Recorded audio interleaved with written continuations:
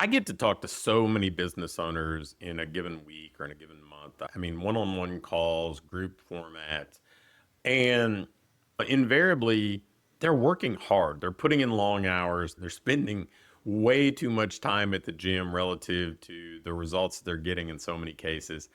And sometimes I have to kind of break the news to them that just putting in long hours is not enough. And I'm not saying that you don't need to put in long hours, especially in an early stage business, because frankly, every startup owner that I've known has put in a lot of hours in the beginning to get that flywheel turning.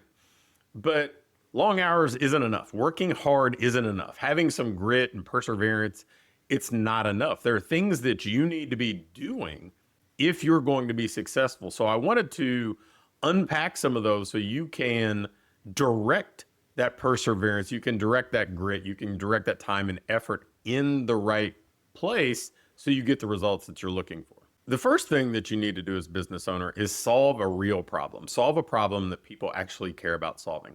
All too often, people get into the business because they like being in that place, right? I mean, how many times has somebody just loved being in the gym? So they said, well, I'll open a gym. It's kind of like the people who love going to a bar thinking, man, I'll buy the bar. It doesn't really work out very well when you approach it from that perspective.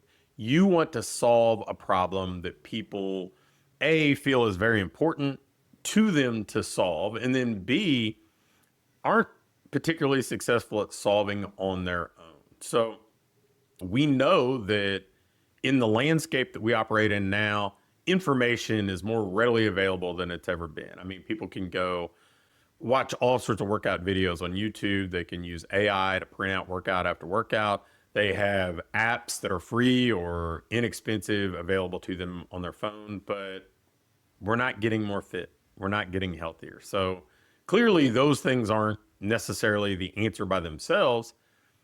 We need to be able to solve the problem that actually is preventing people from getting the outcome they want, even though they have some of the tools or some of the pieces of the puzzle already available to them.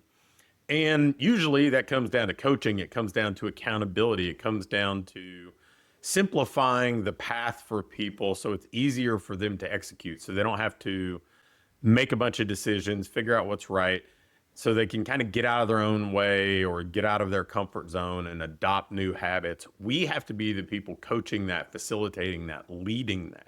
So we have to solve real problems if we want to be successful as a business owner.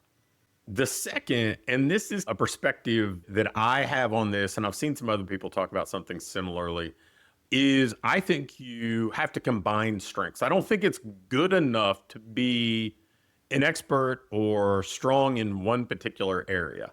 For me, I think that I've always felt like I was a pretty good coach, not top 0.1% type coach in the coaching landscape, maybe, but maybe a top 10% coach. And so a pretty good coach that in a particular market would be like an in an A level coach. But then on the second kind of side of things is I would say the same thing about me as a marketer and business person. Definitely not a top 0.1% or something type of marketer or business person, but definitely a top 10% type of business person. But by being able to combine these two strengths, I've been able to build a successful and durable business because I think you have to be able to combine strengths. You have to be able to kind of put things together because it's hard to be a market leader if you're in a market and you're the best at one particular thing, but you're really deficient in other areas. So you really need to develop a first strength and then a second strength. And if you combine them, that's what's going to set you apart, right? Because you could be the best coach in town, the best business, the best training gym in town. But if you're invisible, if people don't know about you, if they're not aware of you, it's kind of all for naught. So we want to combine a couple different strengths. So if you feel like now, hey, I've got one of these strengths in place, then you need to put more time, effort, energy into developing that second strength. And I think that would hold true in any arena. I mean, I saw it in the baseball coaching world. There were plenty of baseball people who were just incredible on the field tacticians or great at running a practice, but they weren't good at recruiting. And so they always had kind of lesser talented players that they were having to develop just to catch up with the people who are good at recruiting. But the guys who are great at recruiting, but they weren't good at player development, those people they would bring in would kind of stall out. They would lose momentum in a lot of cases, lose focus, and not even remain as good as they were when they arrived on campus because they didn't feel like they were getting better. So their focus and effort drifted. The third thing that I would tell you is that you need to focus on value and not effort. So many people think about, oh, I just need to work harder. I need to work longer, as I alluded to at the beginning of the video. But it's not enough. What value am I creating? Am I creating valuable content that's going to get somebody's attention and get them to maybe connect with me and like me, trust me, see me as a potential ally in solving the problems they have and achieving their goals? Am I delivering value to the clients that I have? Am I delivering value to my team, making them better? Because if you're not creating value for the people that you serve, for the people that you aspire to serve, or for the people that are on your team that are really helping to execute your vision, then you're kind of just spinning your wheels, right? You may be putting in time, but it's not moving the needle. It's not moving you forward. So focusing on the value that you create rather than the effort that you put in goes a long way. And then finally, I would tell you, you need to play to your strengths. Like each of us have different talents, skills, experiences, passions.